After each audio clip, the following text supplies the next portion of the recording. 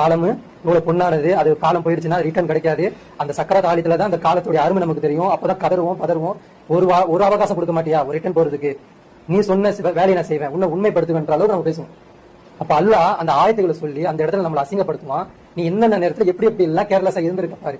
உனக்கு முன்னாடி ஒரு அநியாயம் நடந்திருக்கு, நீ வாழும் காலத்துல இவ்வளவு அட்டுழியம் நடந்திருக்கு, இவ்வளவு வன்முறைகள் நடந்திருக்கு, இவ்வளவு சீரழிவு நடந்திருக்கு, இவ்வளவு கெட்ட அனாச்சாரங்கள் நடந்துட்டு இருக்கு. ஆனா நீ உன்னுடைய மனோ இச்சை எப்படி இருக்குன்னு பாரு. எந்த மனோ இச்சையை பின்பற்றின?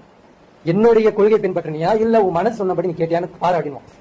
அப்ப அவ்வளவு அசிங்கமோ அவ்வளவு அனாச்சாரமோ அவ்வளவு கொடூரங்கள் நடக்கும்பொழுது நம்ம எப்படி இருந்திருப்போம்? அன்றாட வாழ்க்கையில தினசரி சிரிப்போட பொழுதை கழிக்கக்கூடியவர்களாக, பொழுதை வீணடிக்கக்கூடியவர்களாக, நேரத்தை வீணடிக்கக்கூடியவர்களாகவும் என்னது அந்த பொழுதை அழிப்போம்.